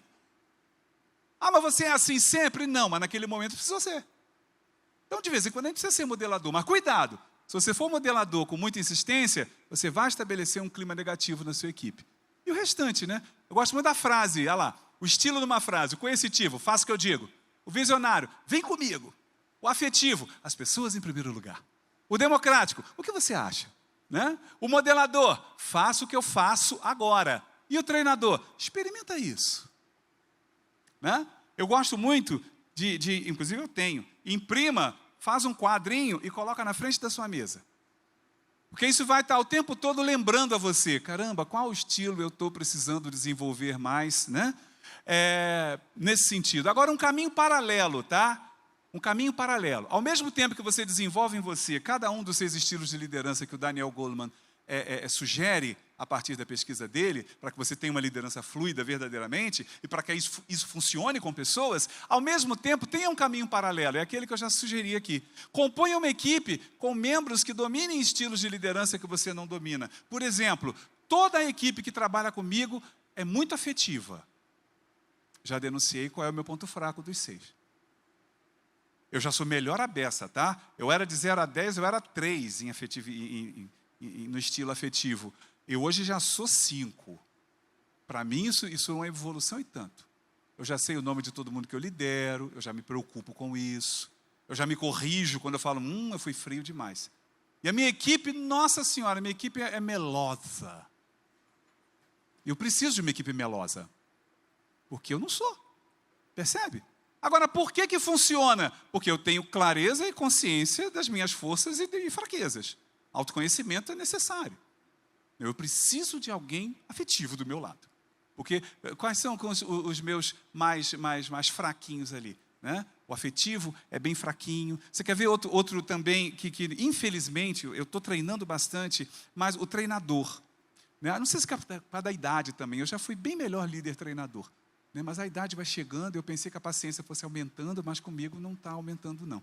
Eu tenho até que respirar um pouco mais fundo. Então, eu tenho muita gente próxima a mim com esse estilo de liderança também bem destacado. E aí, gente, vamos ao nosso segundo momento. Lembra que no início eu falei? 3 momentos. Vamos falar de liderança, o segundo momento. Vamos falar de processos. Temos meia hora, dá tempo da gente chegar lá sem problemas. Vamos falar, até porque o nosso tema, né, é liderança transformadora. Pessoas no centro. processos com propósito. Como transformar a liderança da nossa rede municipal com resultados efetivos. Tendo as pessoas como centro, e eu escolhi a liderança fluida para ser o nosso eixo de reflexão de liderança de pessoas. Então eu queria sintetizar essa primeira parte dizendo o seguinte para vocês. Pessoas são diferentes e elas precisam ser lideradas de forma diferentes. Ponto. E cientificamente está comprovado que bons líderes percebem isso, se desenvolvem para isso, né? E acabam agindo assim e os resultados são alcançados. Então, essa é a questão ligada à questão da gestão de pessoas. Agora vamos falar dos processos com propósito, né? Do que a gente está falando aqui? Vamos começar falando de política pública. Todo mundo tem clareza do que é uma política pública, né? Vamos fazer. É sempre bom começar com revisão, né? Política pública. Eu gosto muito de uma definição de política pública que é assim, quer ver? É a forma do poder público devolver ao povo a confiança que lhes foi concedida. Eu adoro essa definição, porque é verdade. O que é uma política pública? Uma política pública nada mais é do que a constatação da necessidade da coletividade, do que as pessoas estão precisando, no caso da gente aqui, especificamente, política pública em educação, né? Do que as pessoas estão precisando, eu preciso fazer com que isso aconteça. Então qual é o nosso papel como líderes, como gestores municipais de educação? Organizar o processo, fazer com que o processo funcione, liderar as pessoas para que elas se comprometam com essa política e fazer o resultado acontecer. O principal papel de um líder, obter resultados. Então, olha só que coisa importante. Política pública, ela precisa, né, para se estabelecer como tal, que um problema precisa ser resolvido, uma decisão precisa ser tomada, um conjunto de ações precisa ser organizado para um resultado esperado na vida do estudante, e essa é a especificidade dos resultados das políticas públicas quando a gente fala de gestão pública municipal. Tem que chegar na vida, tem que afetar a vida do estudante. Por isso que no primeiro momento aqui eu estava muito atento a algumas palavras, né? Com sustentabilidade. A gente usa muita sustentabilidade ligada ao meio ambiente apenas, né? A sustentabilidade aqui, ela está ligada à manutenção daquela política. Sustentabilidade. Com equidade, observando as pessoas que mais precisam, as pessoas que precisam mediamente e as pessoas que não precisam, e garantindo que todas as pessoas vão receber vão ser afetadas por aquela política, né? Com equidade. E com governança, ou seja, ser um líder capaz de mobilizar as pessoas para que elas façam os processos funcionarem. As 3 palavras mágicas que eu ouvi aqui no primeiro momento, elas dizem exatamente isso. Você, líder municipal de educação, você está aí, sabe para quê? Para você criar políticas no nível municipal, claro. Eu sei que a gente enlouquece, porque a gente tem que colocar em prática as políticas do nível federal, tem que colocar em prática as políticas do nível estadual, e ainda tem que criar as nossas e colocar em prática também as nossas políticas, né, do nível municipal. Então, é meio que enlouquecedor isso. Mas a gente não pode perder de vista que a política educacional pensar numa... E quando é que uma política pública tem que ser pensada? Quando existe uma necessidade da coletividade, da população, no caso nosso, das crianças e dos adolescentes, tá? E essa necessidade tem que ser resolvida. Ou quando um direito deles tem que ser garantido. A política pública também garante direitos. Ela não só resolve problemas, ela garante direitos. Então, vamos lá. Quando qualquer uma dessas partes falha, a política vai perder força. Né? A política vai perder força se algum desses itens aí falhar. E aí? É mais ou menos assim, existe um propósito, esse propósito gera um planejamento, esse planejamento gera a elaboração de um processo, o que vai vir primeiro, depois a gente vai fazer isso, colocado em ordem. Isso tem que chegar na escola, isso tem que chegar na sala de aula, isso tem que atingir a aprendizagem do aluno, né? Ou seja, toda política pública em educação precisa conseguir atravessar o sistema até tocar a experiência concreta do aluno. Só para frisar, uma coisa que a gente já falou. Política pública em educação precisa afetar a vida do aluno. Tá? Ah, mas a minha política pública lá está em promover transporte para 100% dos alunos. Será que ela... precisa explicar como é que isso afeta a vida do aluno? Isso garante que ele vá para a escola, né? Isso garante... Então, tem que afetar a vida do aluno, direto. Mas o que tem a ver com a aprendizagem? Tudo. Para que o aluno aprenda, ele precisa estar na escola. Para que ele esteja na escola, tem o transporte, que leva ele até lá. Então, tudo tem que culminar na aprendizagem. E todo mundo tem que saber fazer esse caminho, né? Uma coisa muito interessante, que isso aí é um parêntese que eu quero fazer, é que eu sei que muita gente diz assim, o que é verdade também, não vamos pegar modelos que não tem nada a ver com a nossa realidade e importar, né, para a nossa realidade. Concordo plenamente, não temos que fazer isso. Mas todo líder precisa se inspirar em alguns modelos para fazer as adaptações necessárias, né, e de repente abrir os olhos para alguma questão que fala, nossa, tive uma ideia muito legal a partir disso. E esse livrinho ele foi recentemente lançado, a Evelise, ela é brasileira e finlandesa, né? Ela é professora lá na Finlândia, e ele fala de umas coisas muito interessantes, né? O subtítulo dela é Segredos que Transformam o Ensino e Encantam o Mundo. A estrutura educacional finlandesa é conhecida pela sua efetividade, pelo resultado que dá. E por que dá resultado? Duas coisas suportam o resultado positivo da educação finlandesa. Sabe quais são essas duas coisas? Equidade e autonomia. E o que a gente precisa aprender com essas duas coisas, lá eles conseguem equidade de verdade. Lá eles conseguem autonomia de verdade. É claro que a gente vai dizer uma opção de coisas. Mas a estrutura é outro, o sistema é outro, o governo é tudo outro, eu sei. Mas conhecer o caminho que eles seguem é muito interessante. Então, deixo aí só uma dica inspiradora, porque é bastante interessante a gente comparar sistemas, né? Inclusive, eu estou fazendo parte de um grupo que está organizando a visita à Finlândia. A gente vai em setembro desse ano. Quem quiser, de repente, fazer parte do grupo, lá no link da bio também, a gente tem algumas informações lá. Mas, olha só, transformação educacional não nasce de estruturas, nasce da qualidade da liderança que move as estruturas. E o que move as estruturas são processos funcionais. O que move as estruturas de um sistema municipal de educação? Os processos que se juntam e fazem o resultado acontecer. E precisam ser funcionais, né? Precisam funcionar. E para que os processos funcionem, você precisa liderar, acima de tudo, a vontade das pessoas.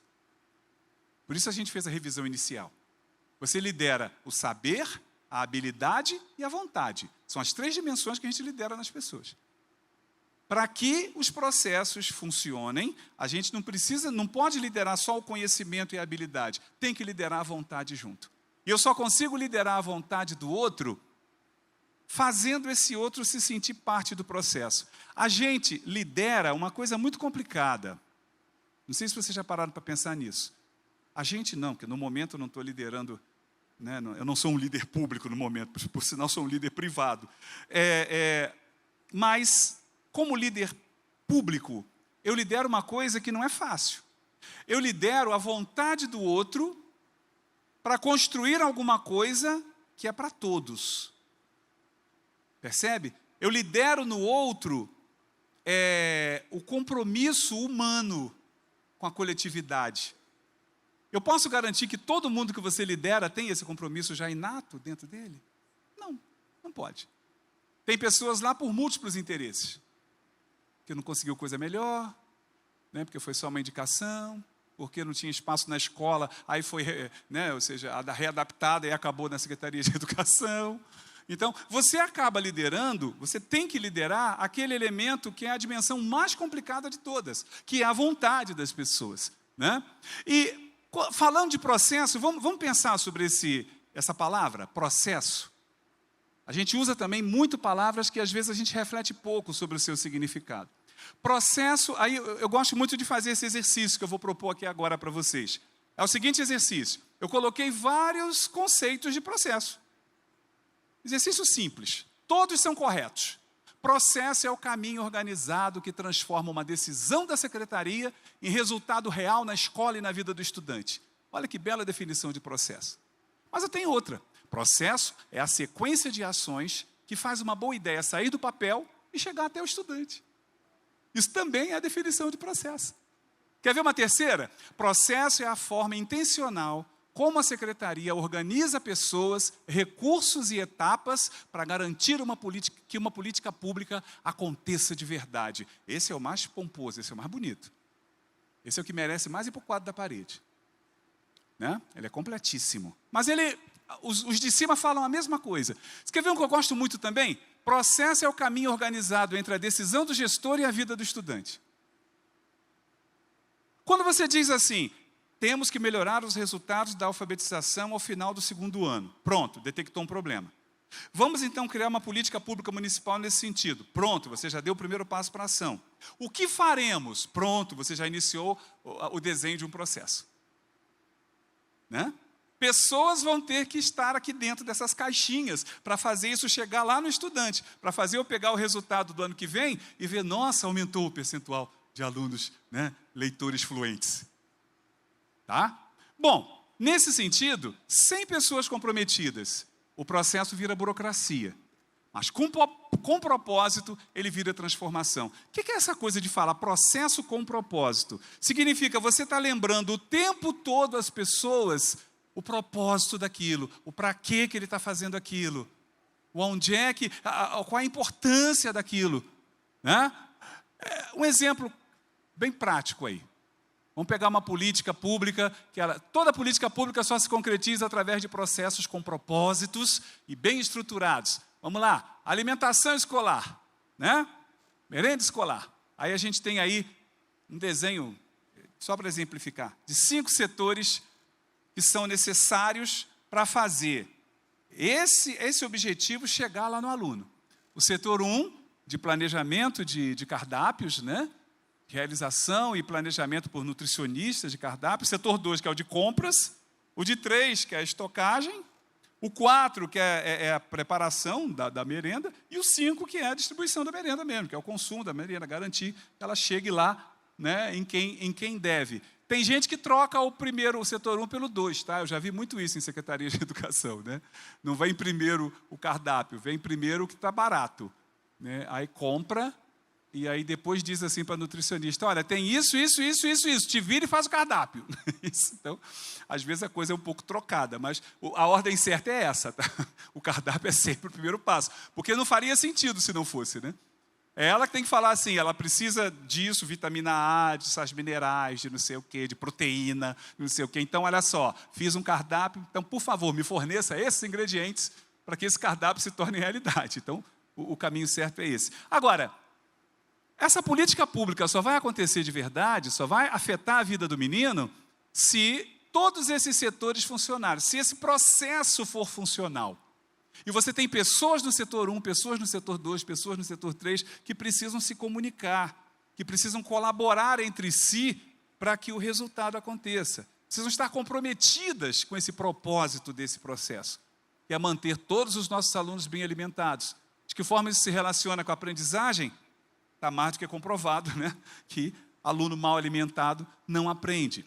E quanto mais processos, a gente começou falando isso, quanto mais processos, maior o risco de perder o propósito. A rede vai crescendo, a gente cria um processo novo, né? Cria um setor novo para poder controlar isso. E aí, por quê? Porque quanto mais processos, mais demandas, mais urgências, mais pressão política, mais metas, mais judicializações, mais indicações, mais prestação de conta, e daqui a pouco você está igual àquela secretária que iniciou essa nossa conversa. Eu chego no final do dia e tenho a sensação que eu não cuidei de criança nenhuma.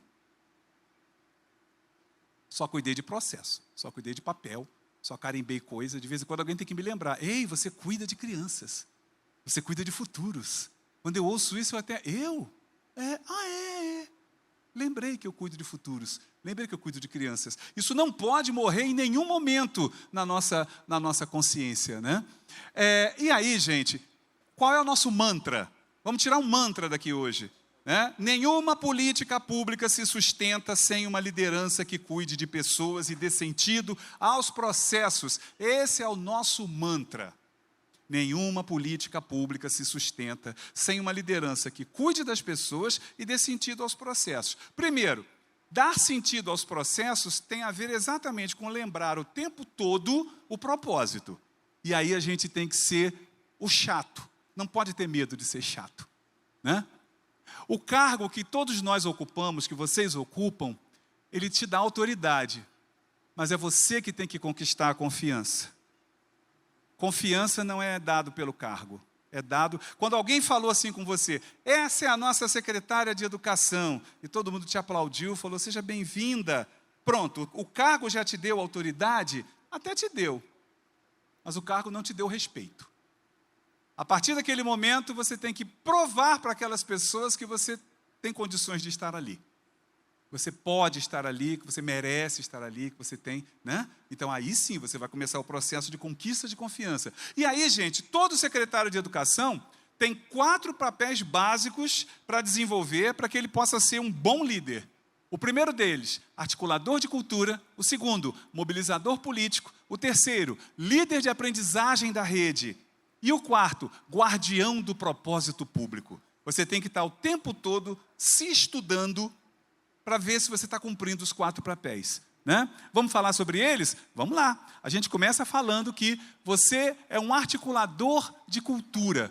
Você precisa, como articulador de cultura, transformar valores em práticas institucionais. Por exemplo, você está percebendo que os setores da sua Secretaria de Educação estão desintegrados. Cada um está um por si, Deus por todos, ninguém está se comunicando com ninguém, prazos estão sendo perdidos, as pessoas estão trabalhando de forma desarticulada. Você percebeu isso na sua secretaria, né? O que você faz? Você cria um ritual quinzenal, né?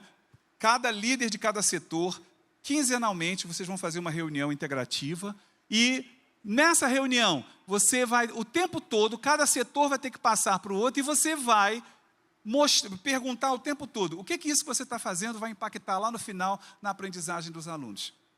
Você do almoxarifado. Como que a sua ação, como que a sua responsabilidade pode impactar positivamente a aprendizagem do aluno? Você vai se surpreender que vai ter gente que não vai saber responder essa pergunta. Né? Você que trabalha no departamento de recursos humanos, né?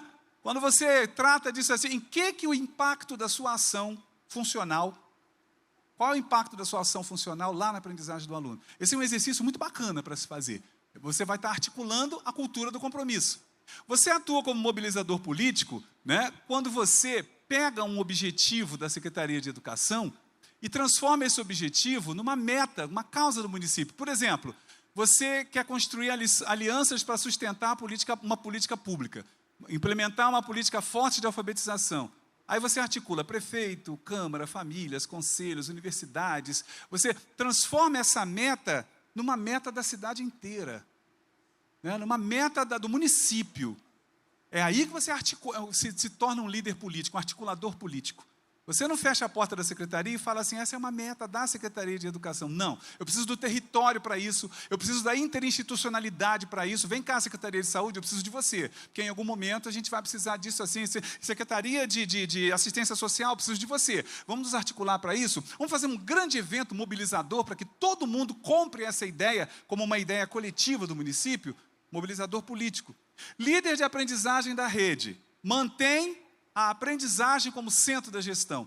Percebeu que teve uma queda, por exemplo, em leitura nos anos iniciais? Em vez de delegar apenas ao setor pedagógico, você vai pessoalmente e cria um ciclo de ação. Você senta junto, analisa as causas, junto você ajuda a criar um plano de formação, junto você acompanha o estabelecimento de metas por escola e você junto faz visitas pedagógicas. As pessoas vão olhar e vão falar assim, caramba, o secretário está aqui? O negócio é sério, né? E você vai estar dando que mensagem? A aprendizagem está no centro de tudo isso que a gente faz. Então, não esqueça, você é um mobilizador de aprendizagem dentro da rede, né? Para esse sentido. E, por fim, um guardião do propósito público. É quem protege a essência ética da política educacional. Vamos supor que você perceba que algumas direções de escola estão agindo no sentido do interesse próprio. Convoca essas direções, realinha as ações no sentido de garantir que o interesse seja coletivo. Coletivo, não tem como. A gente tem que estar o tempo todo lembrando as pessoas disso. Essas 4 grandes atitudes precisam estar presentes aí o tempo todo. E aí, gente, vamos lembrar que gestão de pessoas também é política pública. E gestão de pessoas se faz observando o clima institucional, O quanto as pessoas estão se sentindo pertencendo a essa rede, àquele setor, valorização, elas estão se sentindo valorizadas, reconhecidas, está tendo escutativa, né?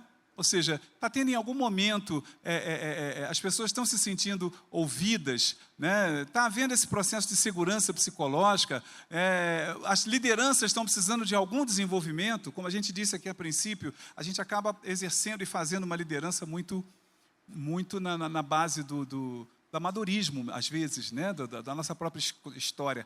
Redes fortes não são feitas apenas de normas, mas de vínculos. Uma rede se torna verdadeiramente forte quando ela consegue fortalecer o vínculo entre os setores, o vínculo entre as pessoas. E aí eu vou deixar para vocês uma coisa muito importante. Isso aqui é dever de casa, tá? Quando a gente fala de clima escolar, o clima institucional, ele se refere a 6 fatores chaves que influenciam o ambiente de trabalho. Pesquisas mostram o que é um bom clima, né? Um bom clima da instituição. Clima, gente, é aquilo que você sente quando entra no lugar. Né? Você já entrou numa escola? E eu, por exemplo, quando entro em escolas, eu faço muito, tenho feito muitas idas em escolas, né? Ao entrar na escola, a gente já respira um pouquinho, olha para um lado, olha para o outro, e já começa a sentir. Né? Geralmente eu entro na escola, outro dia eu entrei numa escola, numa cidade que eu estou acompanhando lá em Alagoas, né? Aí assim que eu entrei na escola, veio 3 crianças que estavam assim, falando, oi, nunca tinham me visto. Oi, tio, tudo bem? Seja bem-vindo. Eu falei, nossa, mas que recepção bacana, pensei eu. Alguém treinou eles, né? Não, porque eles não sabiam que eu ia. Eram visitas não agendadas, né? Eu falei, nossa, mas que bacana, estou me sentindo tão bem recebido. Vocês estão felizes porque eu estou aqui? Agora a gente está esperando que agora a gente vai ter teatro. Falei, é mesmo? Aí sentei um pouquinho no chão com eles lá, comecei a assistir a peça, depois pedi licença para sair, que eu tinha que conversar com a diretora e tal.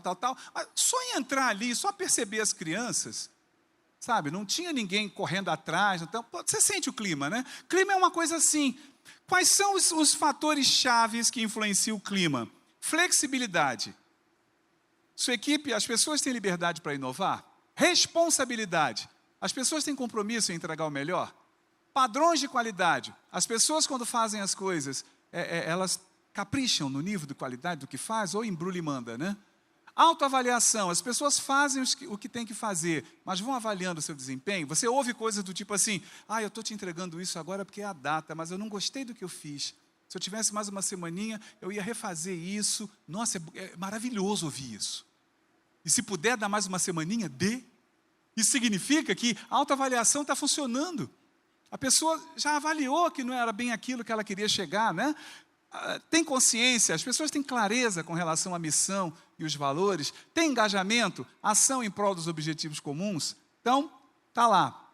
Meça o clima da sua secretaria ou da sua rede, nesses 6 aspectos. Flexibilidade. O quanto as pessoas podem trabalhar na maneira em que acreditam.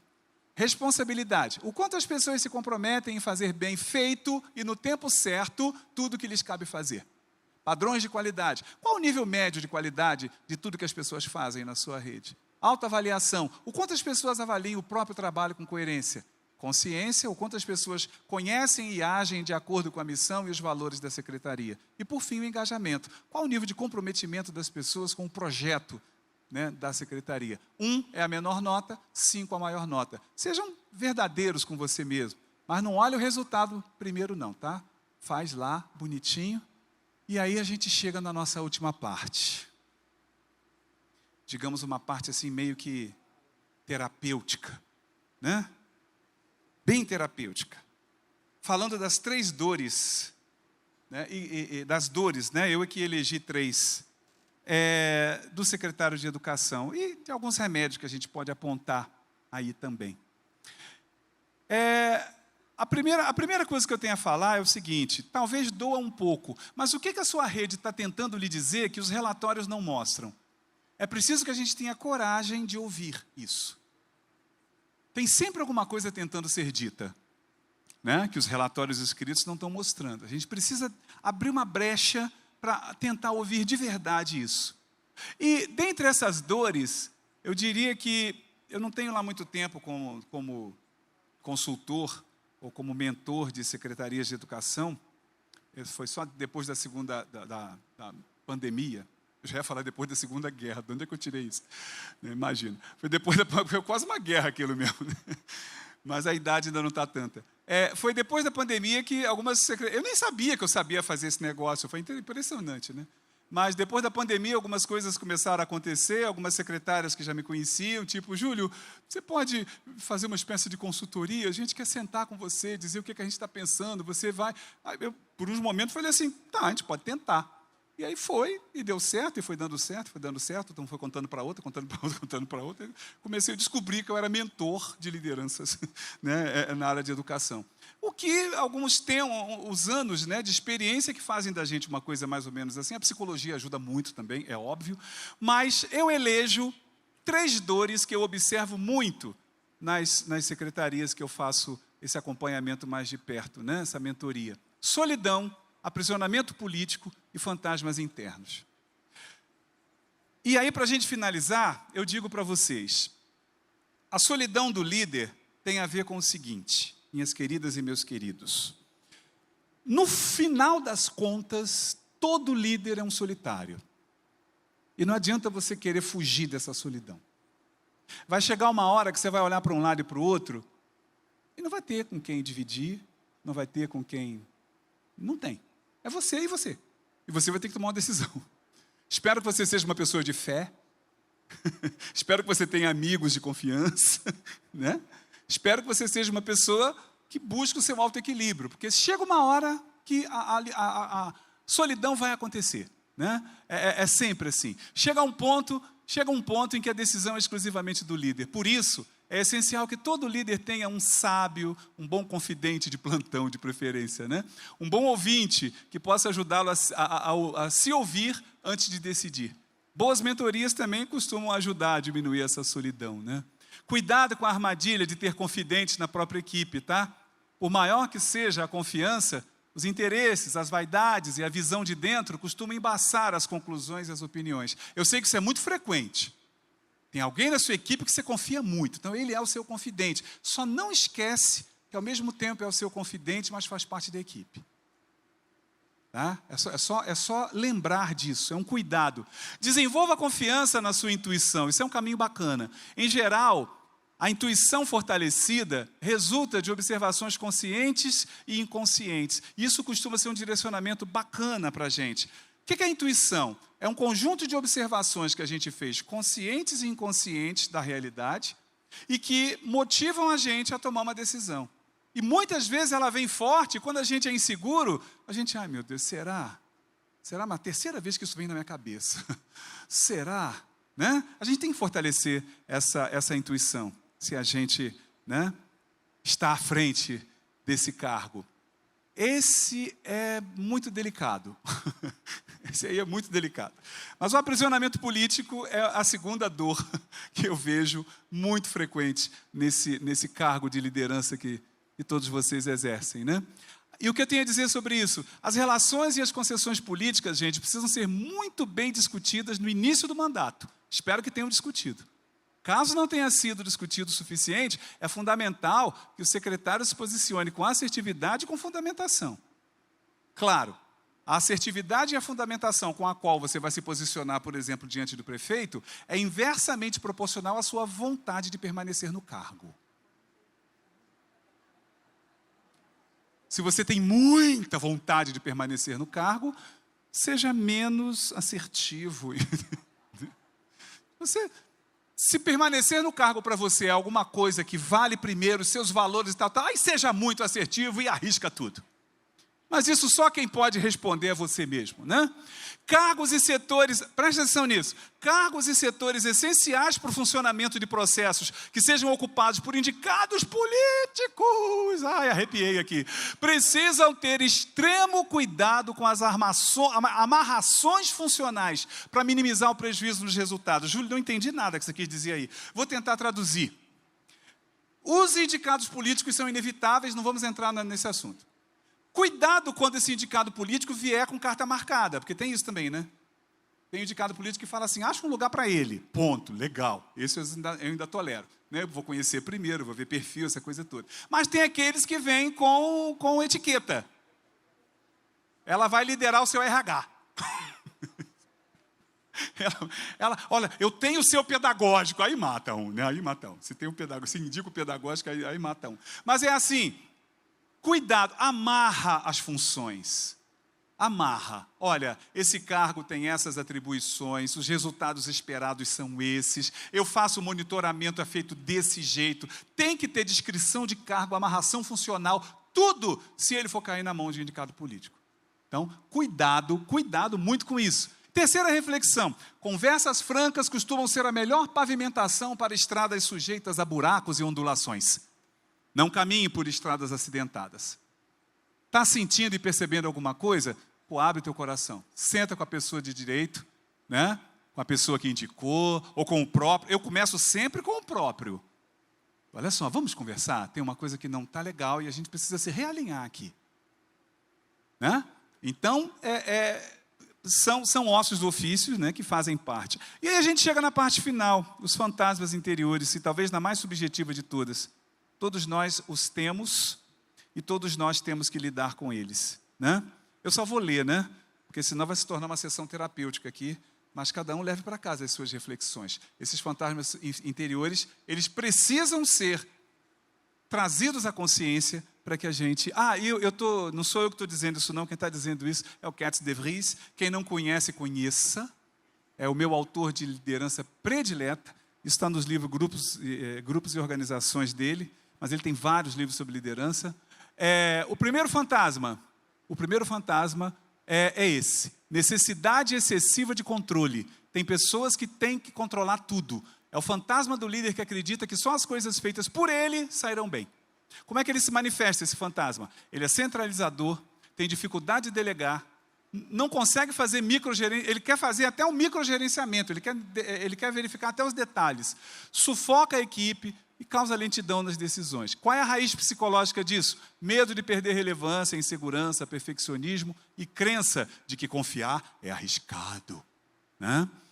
Segundo fantasma, medo de rejeição e necessidade de aprovação. É o líder que quer ser amado o tempo todo. Nossa.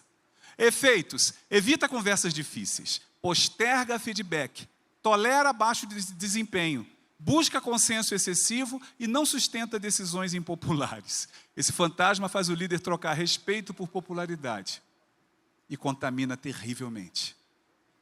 Terceiro fantasma, narcisismo. Esse aí o De Vries coloca, né, que é um dos temas, das piores coisas que afetam as lideranças no mundo inteiro.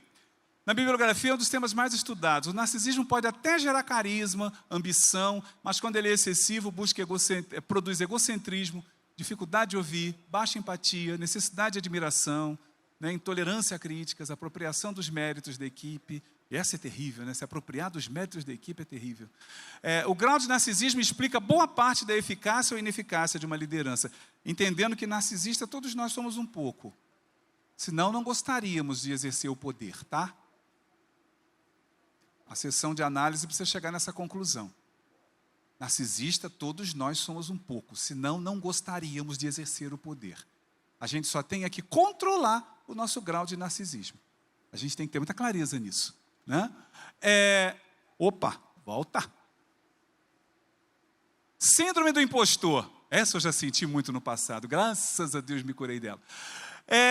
Chega aquele momento que o líder, externamente forte, mas internamente ele é dominado pela seguinte ideia: em algum momento vão descobrir que eu não sou tão bom.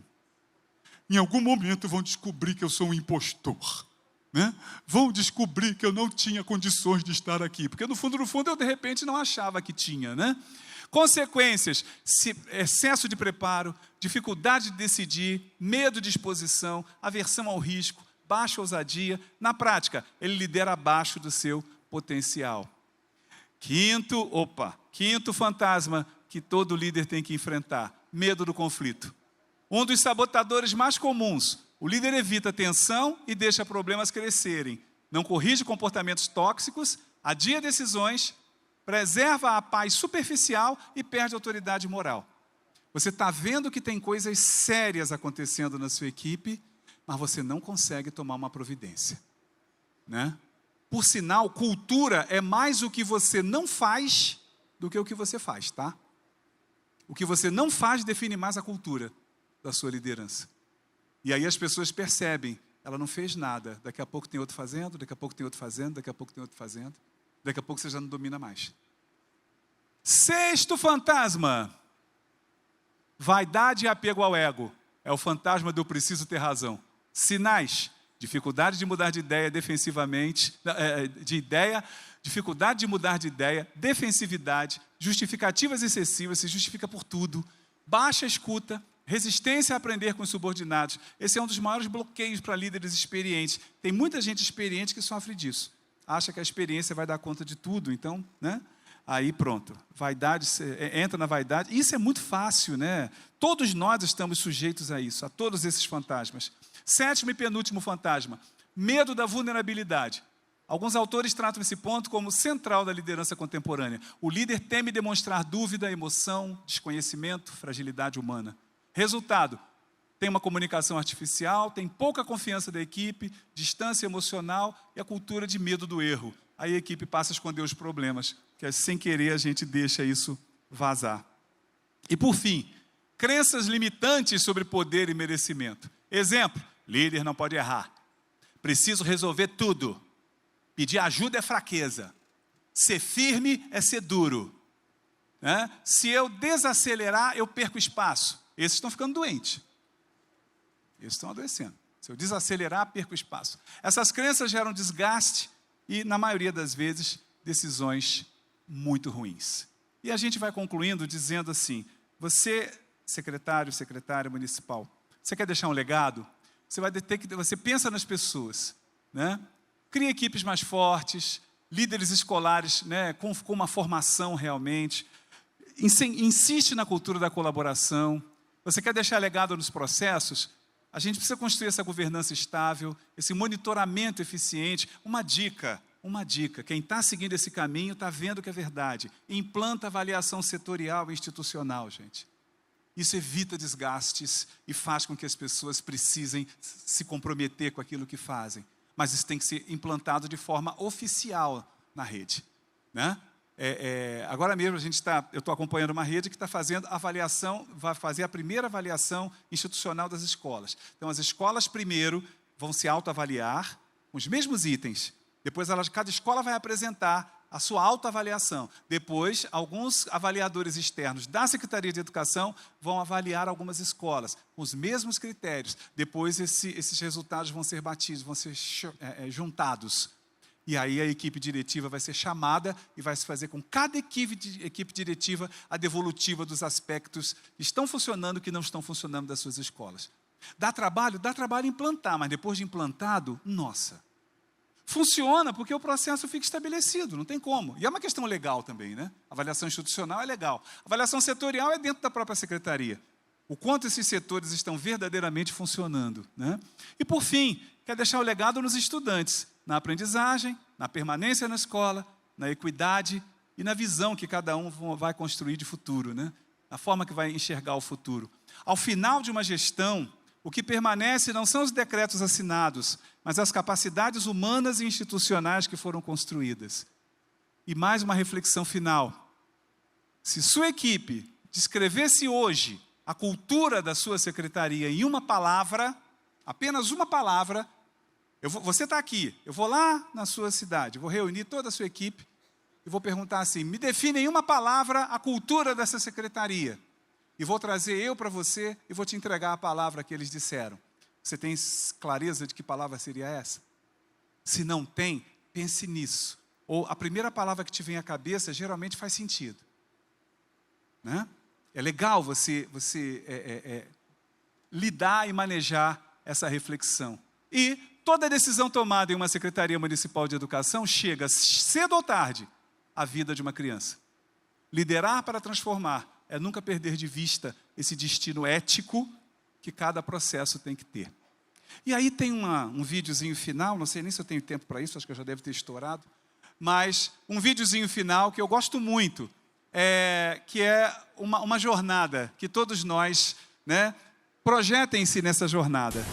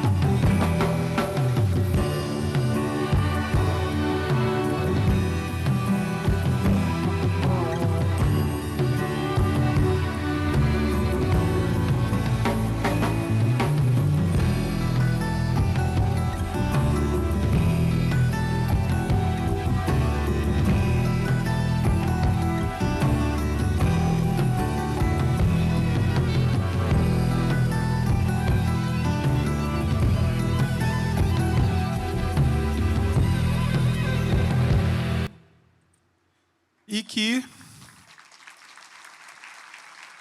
sua jornada seja de sucesso. Obrigado pela atenção de todos. Professor Júlio, somos nós que agradecemos as suas sempre valiosas contribuições.